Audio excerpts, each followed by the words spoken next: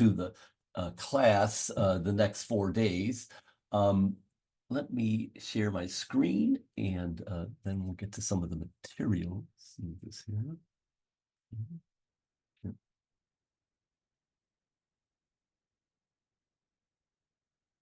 So among the materials that you received was an approximate schedule for these 4 days that I'm showing here now. So today what we're going to go through is an introduction, how to generate summary statistics for intensive longitudinal data, how to do the between and within subject decomposition of time-varying covariates, how to account for effects of day of week, time of day in your analyses. Now, interspersed throughout the 4 days, I have some exercises. I think the first one I'll do myself, and then thereafter we'll do it together. Let's say that, and then give you time to do some of the other exercises. And the purpose of the exercises is to help you to get some hands-on experience with running these kinds of models. So on this approximate schedule, you can see on the right-hand side, the files that are listed include syntax files, data sets. Some of these I'll be describing, some of these will be used in the exercises that we go through. Then tomorrow, what we'll likely get to are multivariate models in which you can model more than one outcome simultaneously. And then after that, we'll be getting into what are referred to as heterogeneous mixed models, models with random slopes, models in which you model the variance associated with those random slopes. We'll be getting to situations like that, because intensive longitudinal data, a real advantage of it is that it allows us to model not just the mean structure, as is common in longitudinal data analysis, but we can also gain insight about the variance and how the variance might depend on covariates. And I think this opens up the possibility of addressing a whole slew of interesting scientific questions, and I'll try to emphasize some of that as we go on in the class. Then on model day 3, we'll get into the mixed effect location scale model, which is now known as the MELS model. And this is a model that allows us to model the mean and the variance simultaneously. Now, for that model, I wrote a program called MixRegLS. Hopefully, you downloaded that. I'll be showing how to run that as a standalone program, also via Stata, and then also via R. I'll be going through that a bit. Now, that program then morphed into the more recent program called MixWILD, which we'll be getting to on day 4, and which includes the MELS model, but it has some additional features that I'll be describing then. And we'll finally get to longitudinal EMA, in which you have EMA measurement done at multiple waves or multiple bursts of time. And so this gets us to 3-level models and some other interesting kinds of mixed models. So the course is going to be emphasizing mixed models, multi-level models, hierarchical linear models, but showing extensions of these models in the ways that I've described. All right, so the slides that I have prepared and which are available. So the title is, again, Intensive Longitudinal Methods, Mixed Models for EMA Data. In Europe, they call these experience sampling methods. So ESM is another acronym you sometimes see for these kinds of data sets. And some of this work has been funded by grants that I've gotten with Genevieve Dunton at University of Southern California, also Bonnie Spring here at Northwestern University in Chicago.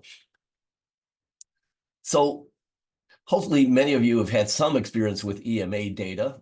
This grew out of really diary methods, and again, also called experience sampling methods. And the idea in these kinds of studies is to get frequent reports from subjects across, say, a week of time, many times during the day. Now, in the old days, we used to capture such data using Palm Pilots, PDAs. Of course, these days, almost all of it is captured via cell phones, but it also pertains to actigraphs, accelerometers, data like that, in which we're getting lots of within subject data over a period of time. And the kind of the reason for these intensive longitudinal data analysis modalities is to capture experience in a way that's not possible with more traditional designs. So we can investigate things more or less as they happen over time, which is really quite interesting. Now, the reports we get in EMA, they could be time-based. They might follow some fixed schedule. They might be randomly triggered. They might be event-triggered. In most of the examples that I'm going to share with you, I'll be sharing analyses of randomly triggered responses and some event-triggered responses as well. But different studies use different kinds of modalities for sure. So I went onto PubMed a little earlier this year, and I typed in ecological momentary assessment, and I got this kind of graph, which shows the explosion of research articles using this, right? Well, I presented this once many years ago, and somebody said, well, you can type anything into PubMed and you'll see this kind of pattern. So that was a challenge, right? So I typed in discriminative function analysis. I thought, oh, nobody uses that anymore. No, you see this kind of pattern. Typed in a bunch of statistical methods I thought that people weren't using so much anymore, saw this kind of pattern. Finally, I spoke with my collaborator, Robin Mermelstein. She suggested I typed in lobotomy. And then I got this kind of pattern where there was a lot of research done on that in the 1950s and 60s, and then it kind of died out. Though you can see there's a bit of a blip in the mid-70s for this. Anybody have an idea what that might be attributable to? Well, there was a famous movie that came out in the mid-70s with Jack Nicholson, One Flew Over the Cuckoo's Nest. And so I kind of attribute it potentially to that. I don't know if that's the case, but that's sort of what it feels to me. All right, so the point of this is data are rich, and really we have many modeling possibilities using EMA data. We have person-level variables, we have occasion-level variables. Of course, our outcomes are typically at the occasion level. And so we can look at things like what's the influence of context, environment on subject's response. So the response clearly might vary when they're alone or with others, or when they're in a Zoom call with others. So that has to be kind of another category we have. Are you alone? Are you on Zoom with others? Are you actually physically in a room with other people? Something like that. And the data are inherently multi-level. We can consider occasions within subjects or standard two-level kind of multi-level analysis. We could also consider occasions within days within subjects, a three-level kind of analysis. And again, we might have multiple waves across time, and so we might have occasions within waves within subjects. So it was very clear early on in days of EMA that multi-level models, mixed models, very useful for analysis of EMA. And here I just list some early chapters that were written about using multi-level mixed models for analysis of EMA data. And these are classics really that can seek out. All right, so here are some of the applications we're going to be getting through in this course.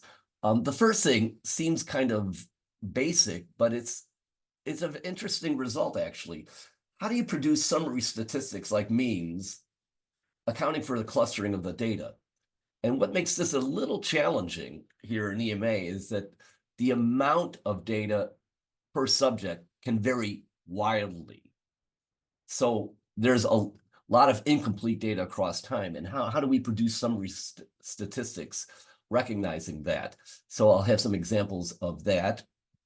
Then, because so many of our covariates in EMA are time-varying covariates, we want to learn about distinguishing between the within-subject effect and the between-subject effect of time-varying covariates, and how to do that so that we get, the proper inference and conclusions from our analyses.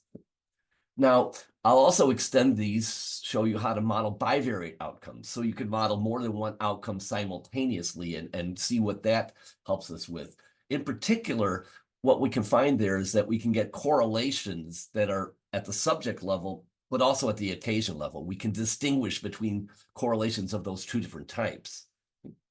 And we can also test if an effect of a variable has the same effect on these bivariate outcomes, let's say, or do they vary? right? If you run models separately, you can kind of eyeball, hey, it looks like this variable has more of an effect on negative affect than positive affect, let's say. But if you do a bivariate analysis, you can actually get a test of that. So that can be very useful.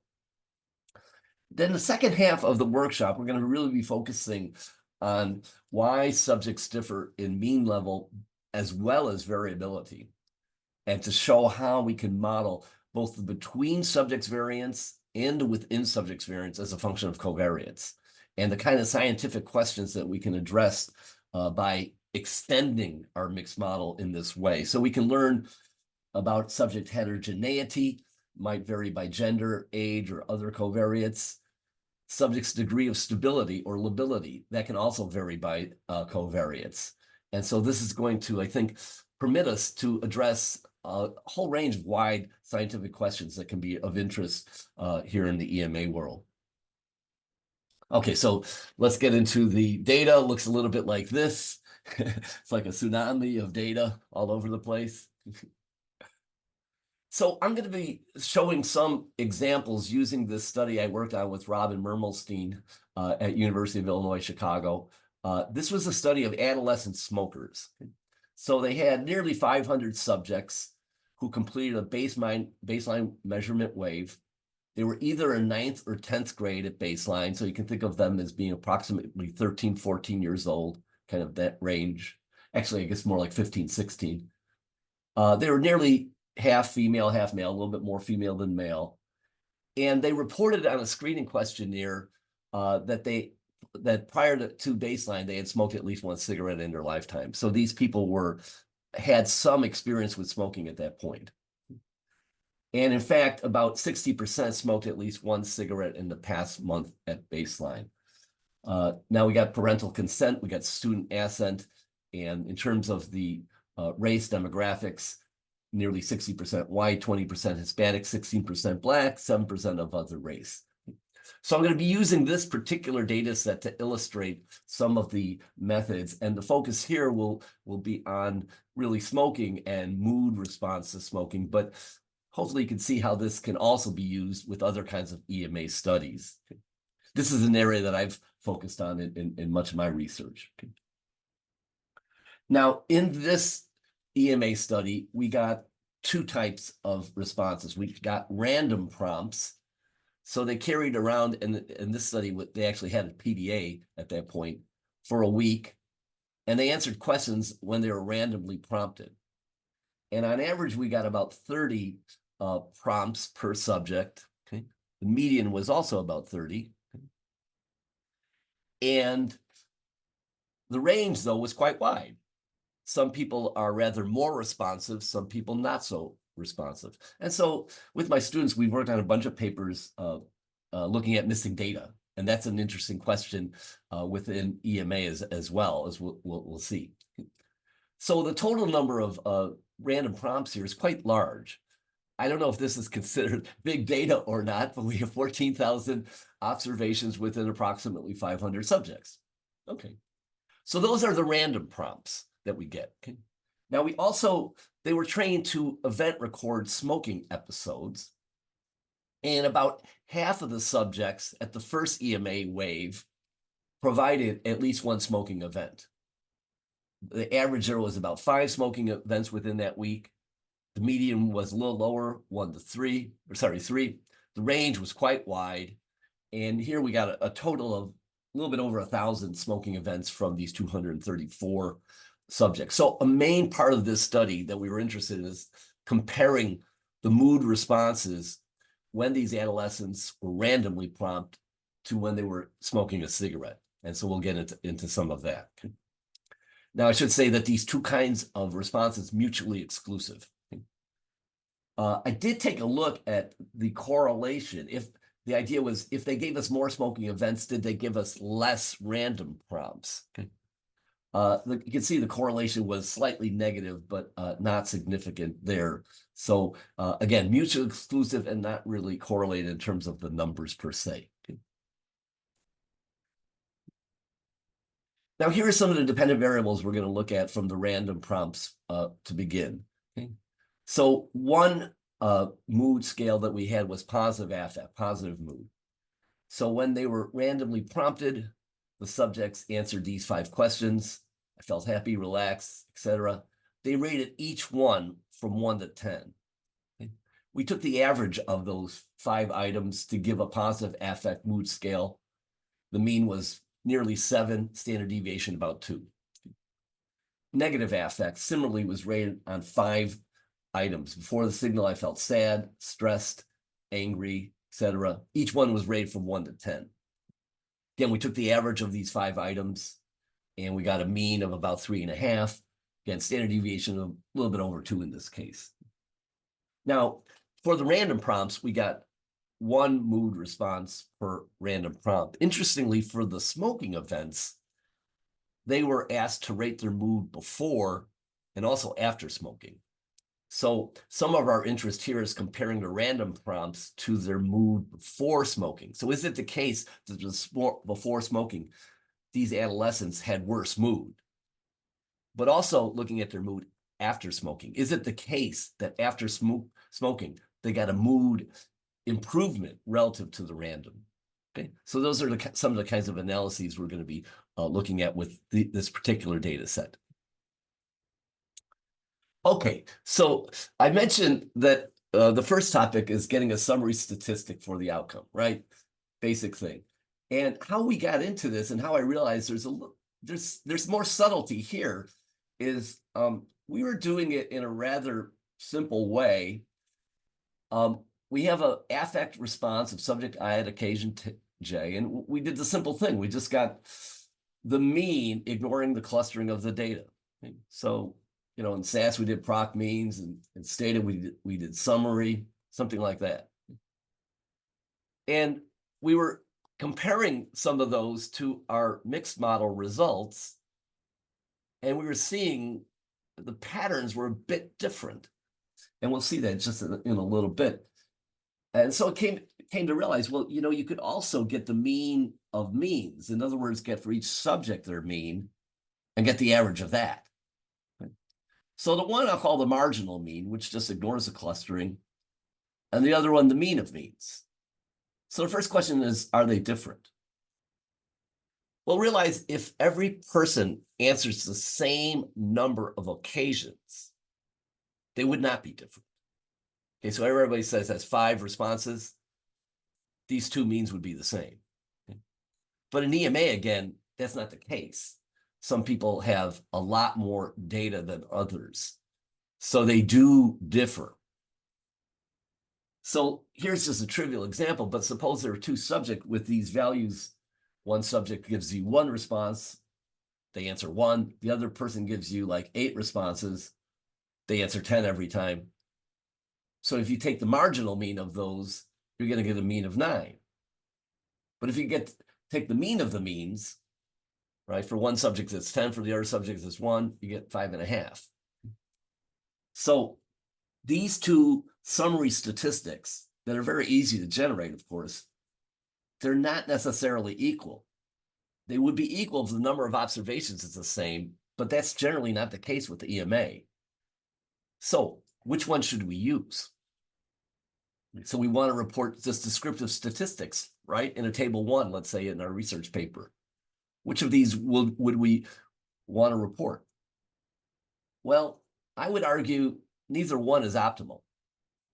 Instead, what we want is some kind of estimate that takes into account the clustering of the data within subjects and also the correlation of these clustered observations. And also, the subjects contribute different numbers of observations. Well, a simple estimate can be obtained by running what's sometimes called a null mixed model.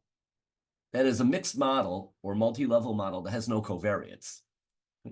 It has a random subject effect, epsilon I, as an error term. It's got an intercept. So just null mixed model. Well, the intercept now is an estimate of the mean that takes into account the clustering of the data, the correlation of the data, and the fact that subjects contribute varying numbers of observation. So really, that's what we've turned to generate summary statistics using intercepts from mixed models with no covariates. Now I'm going to show you some examples where it doesn't matter and others where it does. I tried to come up with, well, what's the formula for that intercept? Okay. And break it down to, as simple as I could. Well, this doesn't look maybe all that simple, but let me explain what's in this equation here. Sitting in the numerator to begin, we have the marginal mean. Okay, so that's the mean you would get just ignoring the clustering of the data. Okay, so realize in a way what you're doing here is you're taking that marginal mean, but making an adjustment. What are we adjusting for? Here we're getting inside of this sum, and here we're summing over subjects. We're summing the mean of means, but multiplying by this Spearman-Brown reliability, which is about the correlation of the data. And also taking into account the number of observations the subject has. So this intercept is really an augmented, but it's using information from both the marginal mean and the mean of means. And in a sense, what it's doing is giving you something that's using both, but adjusted for, again, the correlation of the data, the number of observations per subject. And if you look at this equation long and hard, you'll fall asleep. So you might want to use it tonight if you're having trouble sleeping. No, you can note that this estimate from the random intercept model would only be equal to the marginal means, that is the very crude mean, if, again, subjects had the same number of observations or the correlation of the data was 0. So those are situations in which you wouldn't have to worry about this. My argument would be these two things never happen with EMA. With EMA, it's never the case that the number of observations are the same for every single subject. And it's never the case that the data are uncorrelated within a subject. Okay, so using this very simple marginal mean, not necessarily a great idea in the EMA world. Okay, so let me just show you some simple SAS and Stata syntax to get this. Okay? Really simple. In SAS, we're going to be relying upon proc mixed. Now, in SAS, uppercase and lowercase doesn't matter. So what I tend to do when I give these syntax examples is I use strict uppercase for SAS-specific keywords. And I use lower or mixed case for things that I can name, just so you can distinguish, what SAS syntax, what is something that you as a user can name. So here I have just two variables. I have the subject ID. I have negative affect. Let's say that's the mood that I'm modeling. And here I'm just going to use proc mixed. I'm going to use cov test. That's just an option in SAS to get a testing of the covariance parameters. I'm kind of curious about that, so I typically use that. Class ID, you identify the ID variable. Here's the model. Notice I'm saying negative affect equals, and then there's no covariance. Okay, so this is the null model without any covariance. Solution will print out the intercept. If you don't include that for whatever reason, it won't print that out. Okay, so you want to see that. And here's where you specify the random effect part. So I'm just saying random intercept, subject equals ID. Okay, so now when I get my output, I'll get a mean that's adjusting for the clustering, the intercept estimate. So it's precisely doing exactly this model here that I've listed here on page 12. So that's the SAS syntax to run this. So might say, does it matter? And really, this is how I first got into this issue and found that it does matter in some cases. Here, what I'm listing are results from random prompts. So for negative affect, for positive affect, again, these are almost 500 kids, 14,000 observations. You can see it doesn't matter here.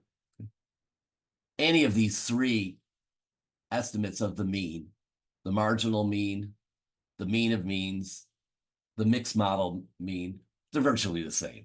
Okay. However, and this is where we discovered this kind of subtlety here, we took a look at the mood ratings before smoking. Take a look at this, negative affect.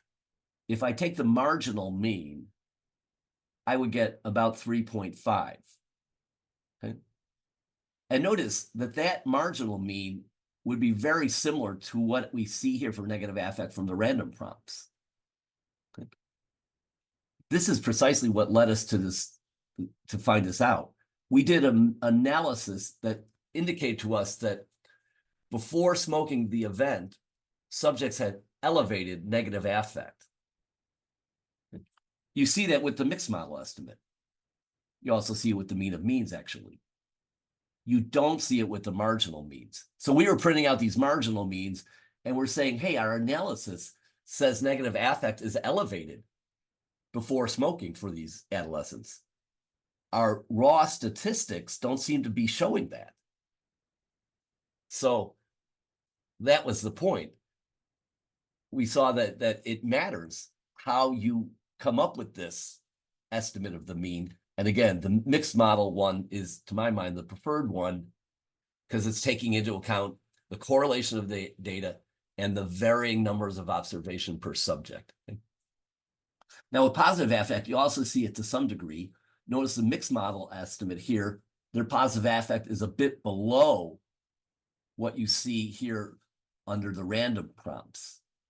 And again, the marginal mean, 6.6, is not that different. So again, just using the marginal means as we were doing gave us kind of the wrong picture of what's going on. Turning to the mixed model estimates of the means then help us to clarify that point. All right, so here is some SAS syntax that I've included in our in the files that you received. Now, I should say something about this. Some of these data sets that I'm using to illustrate some of this, I can't share. So this particular data set is one that I can't share. We're going to see a later example that's very similar to this particular study that is available. And that's the one we're going to be doing exercises on. Okay, so it's just the nature of what it is. But this shows the syntax here for how I can get the raw mood means for the random and smoking events, just using proc means. And here I'm doing it by the smoking event. So in this data set, I just have the ID, I have the two moods, and I've got just an indicator of whether the mood was rated during the random prompt or before smoking. So if I do this little bit of SAS code, I can get the raw marginal means. Okay, so again, easy to do, but a bit misleading. So this shows the results I get from SAS, exactly what I had in that table. And again, the thing that's quite interesting, negative affect looks almost the same here between the two. When we did the analysis, again, what we saw is that negative affect was elevated before smoking. These marginal means are not showing that. If you want to get the mean of means in SAS, you can do that. Here, I just do it for the sake of illustration. Here, we would sort by smoking event indicator and ID and run proc means using those two mood outcomes, get the means of those. These are the new variables. These are now means of means. In other words, proc means has calculated the mean for each subject. And now with this bit of code, I've now gotten the mean of those subject level means. And that produces output like this. So notice the sample size here is the number of subjects. Here's the number of subjects that gave smoking events. So these are the means of means. Now here, interestingly, you see that divergence, in negative affect that we didn't see in the marginal means. And then here shows how to get mixed model estimates of the means. Again, I would say these are the preferred ways. Here I've shown it. Here, what I do in SAS is I create a data set that's for the random prompts and then run proc mix for positive affect, negative affect without covariates. And then I do the same thing for the smoking event data. And again, run random intercept models for positive and negative affect, okay, to get the intercept estimates, again, which take into account the clustering of the data, the number of observations per subject, and the correlation of the data. Here shows, for example, a partial listing from PROC mixed, where we get the intercept estimate here for positive affect. So what we see here is there's 461 subjects, maximum observation per subject, number of observations used. Here's our variance estimates, the random intercept, the residual variance. Okay, so this is taking into account the clustering of the data within subjects and producing an estimate of the mean that's acknowledging that. Okay. Any questions about the SAS syntax that I've just went over?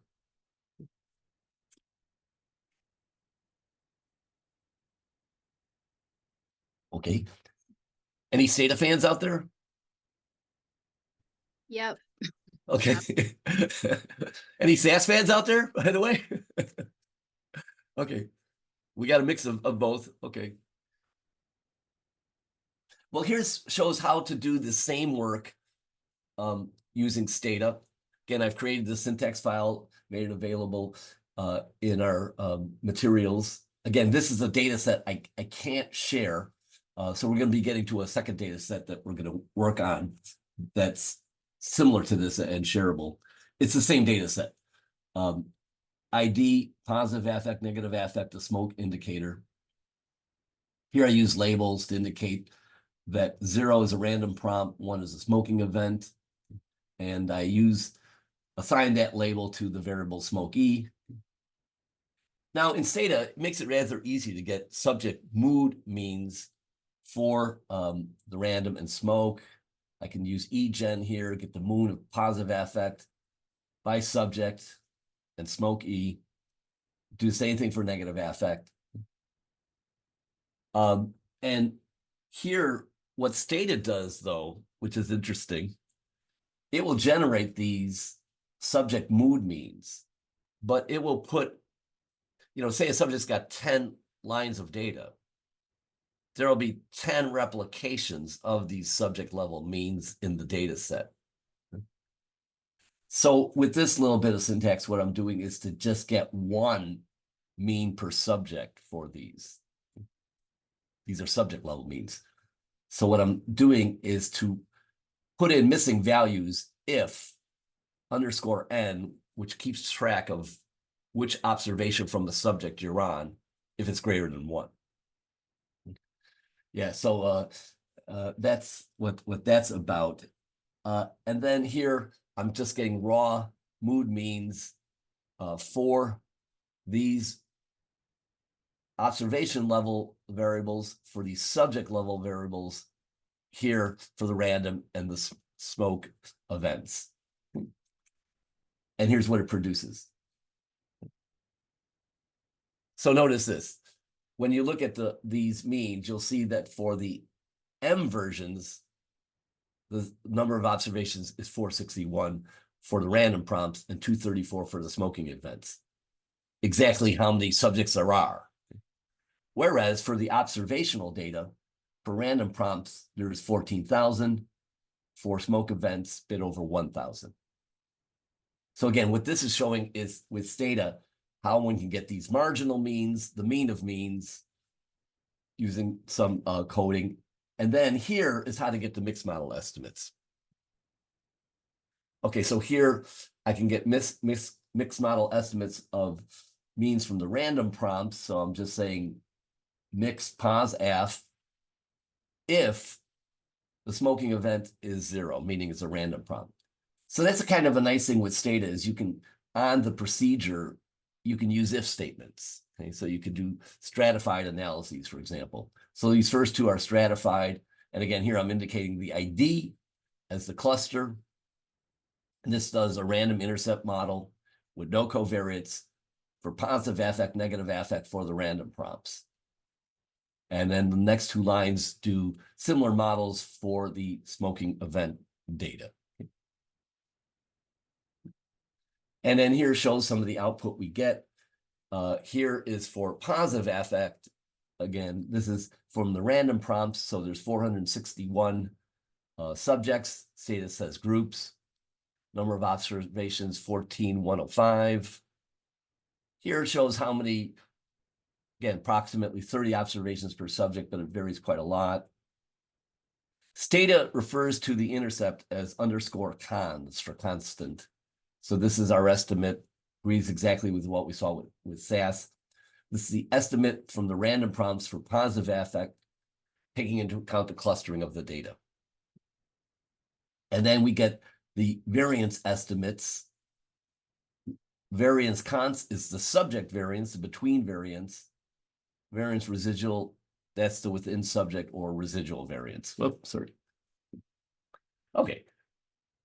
And so here, using mixed in Stata, we get similar results. I kind of like the output from Stata. It's a little bit more condensed than proc mixed, but of course, they're basically doing the same thing. Now, question comes, why are these smoking means so different? And, that was something that I was wondering about. So again, for negative affects, the marginal, this is before smoking, it was like 3.5. The mean of means was about 4. The mixed model estimate was pretty close to that, 3.9. And you saw a similar pattern with positive affect, though perhaps not quite as pronounced. The marginal mean was 6.6, but the mean of means was a little lower, and the mixed model estimate also a bit lower. Well, if you think about this, what you can come to realize is that, here you're ignoring the number of observations the subject contributes when you're doing these overall marginal means. And what you're seeing is that so what's suggested is subjects with many smoking events, they have lower negative affect and higher positive affect, right? So they're dragging down this mean, they're propping up this mean, right? There's some people that have 3 events, there's some people that have 40 events. And so I was wondering if that was the case. So I did this very simple kind of regression modeling. I formed a variable, which is the number of smoking events that a subject had. And I used that as a regressor in a simple multi-level mixed model, random intercept, residual. And yeah, sure enough, the coefficient for that, it's negative for negative affect and significant, highly significant. Meaning subjects that had more smoking events had lower negative affect. And conversely, subjects with more smoking events had more elevated positive affect. And so when you ignored the number of observations, as you do when you just do the very simple calculation of the averages, you get a biased picture because it's kind of overweighting the subjects with a lot of observations. So here I just wrote out some SAS code and some Stata code to show how I did this mixed model analysis using the number of smoking events. In SAS, what I can do is to get a variable, which is the sum of that indicator, smoky. So it's coded 0 for random, 1 for smoking events. So if I can there get this number of smoking events. I can bring that back together with my original data set, use that as a regressor here. That shows what the results that I had on the previous slide. In Stata, it's actually a little bit easier. I sort by ID. I use eGen again. Here I'm getting the sum of this by ID. And then here I do an analysis of negative affect on the number. Again, this is for the smoking event data. So I have the if smoking event, and I produce the results that I saw here. Now, I want to emphasize this. You might think this is kind of a trivial thing. And admittedly, I would not have realized this except that we were doing these calculations of marginal means, and we were using that to help us understand the analyses we were doing, and we saw this discrepancy. Again, the analysis was saying before smoking, these adolescents had elevated negative affect. But when we looked at the marginal mean, it didn't seem to show that. So that made me realize use of these marginal means, which conflates really the number of observations a subject has, the correlation of the data, ignores all of that business. It can give you a biased picture of this simple statistic, the mean. Okay. All right. Well, it's 10:15 here in Chicago, so I think it's time to do an exercise. So we'll get up and run around the room a little bit. No, this is going to be a statistical exercise. All right. So this first one I'll show how to do, and then the remaining ones, and you can do it together with me. That would be the preferred thing. So if you want to use, I'll do it both in SAS and Stata. For the data exercises, we're going to be using a previous study that I worked on with Robin Mermelstein. This is a data set I can distribute, okay? Very similar to what I've just went over in that it has adolescents, and they were also measured over about a week. There we got a little bit more data because there's a little bit more subjects. 515, 17,000 observations. Again, the average was about 30. And here, interestingly enough, the outcome for positive mood, very similar in these two studies. So it was measured the same way, but we got very similar results. All right, so here we're going to look at the degree of heterogeneity in positive mood in both the within subject and between subject variation. In this first data set that we'll take a look at, there's only 2 covariates that I included. I'm going to add to that as we go on in the course, but this first data set only has a subject level indicator of their gender, coded 0 for males, 1 for females. And then it has a prompt variant covariate coded 0 if the subject was with others, or 1 if they were alone. And actually here, alone included both alone, but also there was a response category alone with others nearby. Okay, so here I'm combining those two and calling that alone. Okay. So here shows a screenshot of this data set. Okay, so you can see the first variable here is the subject ID. So it's just a sequential number going from 1 to, I think, 515 in this data set. The second field has this rating of positive mood at a given prompt. Okay, so for the first subject, you can see it's pretty high, but there's some instances when they're not quite so elevated in terms of positive mood. The next is an indication of whether they're alone or not. So that varies within subjects. So does anybody want to take a guess if being alone raises or lowers positive mood? Any psychologists in the audience? Any guesses? Lower. Being alone, you're right. Right. What we generally see with alone, very interesting contextual variable, is that their mood is better when they're with other people. So in this day and age, we need to have another category, alone, but with others on Zoom, and see if that would give better mood results or not. I don't know. But yeah, that's what we see. Now, but the other really interesting thing we're going to see with alone is that it influences the variability of the responses as well. So you might think about how it does that. We'll get to that either later today or tomorrow. So alone's a very interesting contextual variable on mood because it has an effect on the mean, but it also influences the between subject variance and the within subject variance. And I think once you see how it does that, it might jibe with what you suspect. Then finally, we have this gender variable, which is just, again, at the subject level. So all we can see here in the screenshot is both subjects 1 and 2 are female here. Okay. Any questions about the organization of the data set?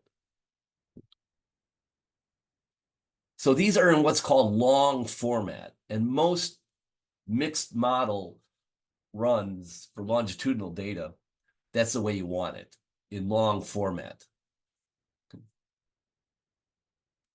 So here's the exercise that we'll be now going through. In the materials, it's called pause, mood, example, that's the data set we're going to read in.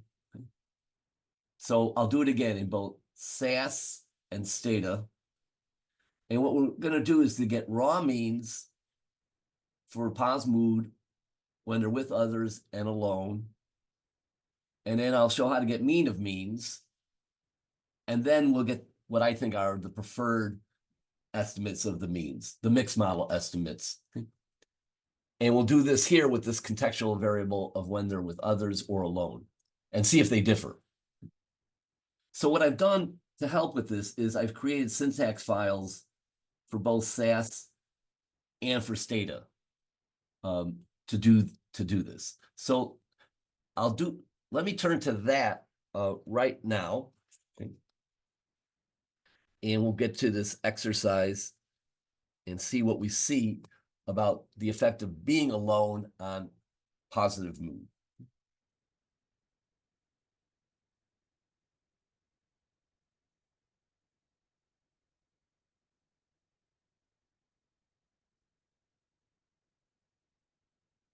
All right. By the way, can people type into the chat how many people prefer SAS or Stata? Then I get an idea of maybe which one I should use more.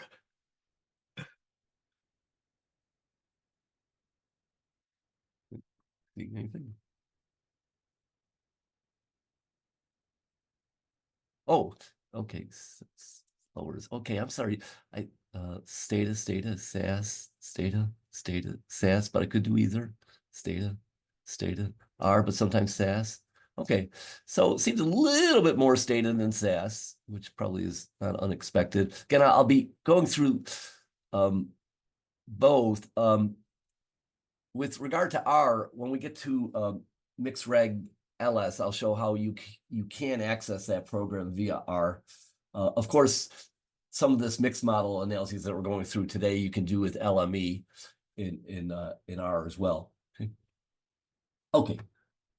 Let's see, did I get on?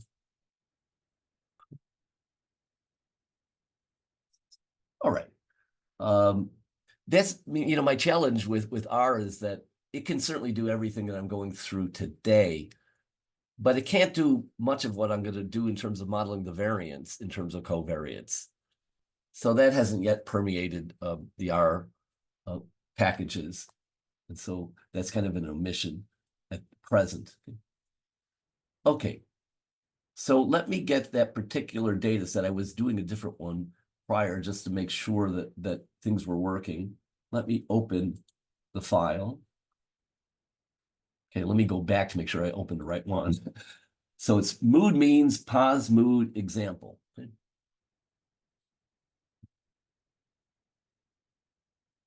Okay, so here I have it here in SAS, mood means, pause moods example. Okay. Now, the first thing you're going to likely need to do if you want to run this with me is to change the first line to wherever you have these data saved on your laptop, desktop, computer. Okay? So on my desktop, it's located in this particular location. So I changed it to that.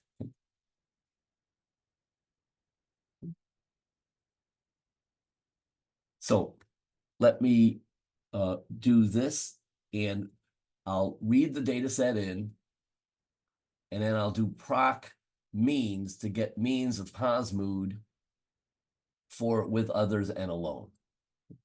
So let me run just that part of the output. And if you're doing this with me, try just doing that. Okay. So here we see these raw means. Okay. So this is not taking into account the clustering of the data. What we see though, and let me jot this down, is with others, we get a mean of positive affect of 6.96. And alone, we see it's a little bit lower than that, 6.47. All right, so this eyeball statistical comparison would say, yeah, when people are alone, they're reporting lower positive mood. We don't know yet if that's the case. We'll do the analysis to then glean that. Okay. Now, the next bit of syntax I have here will give the subject mean of means for subjects.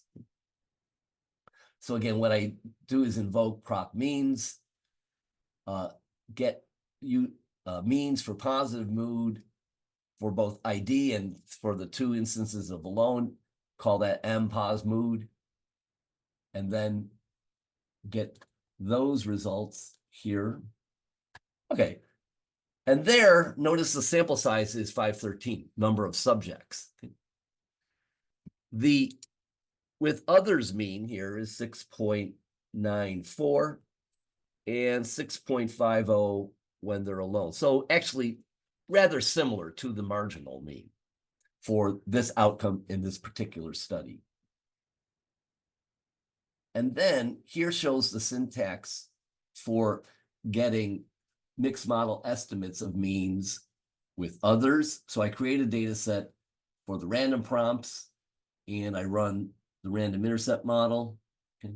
And I would see that I need a run here to do that.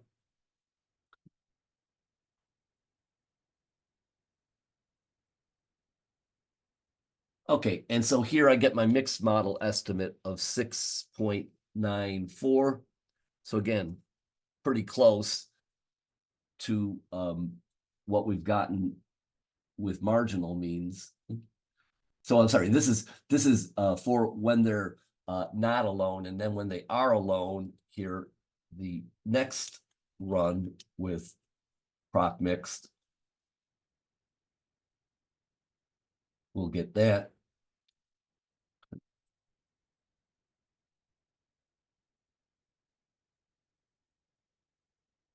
And we get 6.49. So here we can see it didn't really make a difference which way we were to calculate the mean, using the raw marginal mean, using the mean of mean, using the mixed model estimate.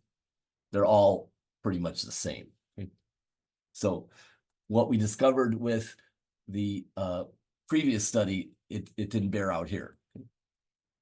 Any questions about this SAS first problem set?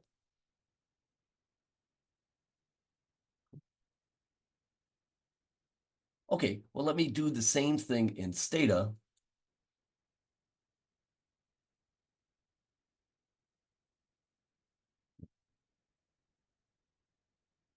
So I'll open.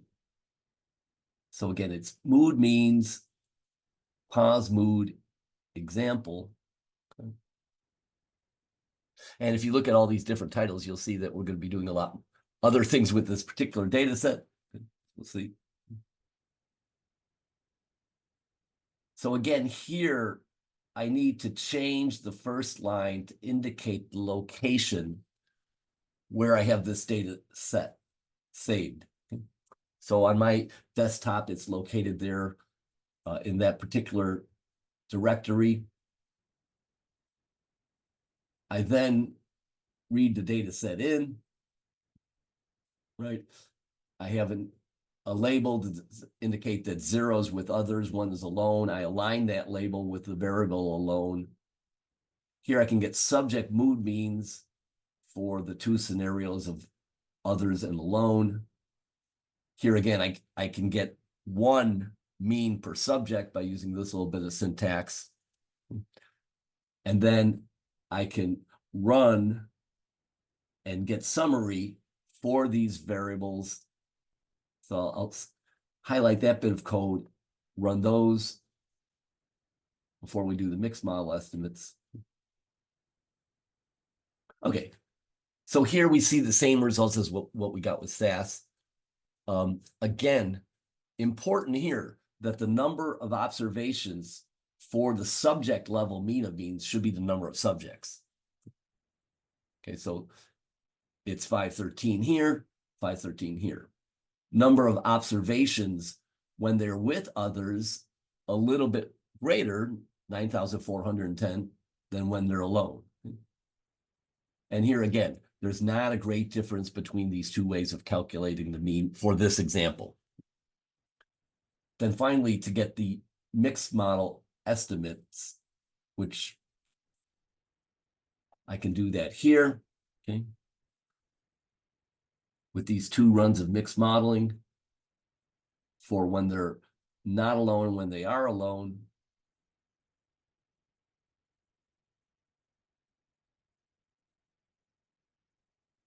Okay, and so here I get the estimate of when they're alone. Again, it's about 6.5. And when they're with others, it's almost 7. Okay, any questions on this first exercise using SAS and or Stata?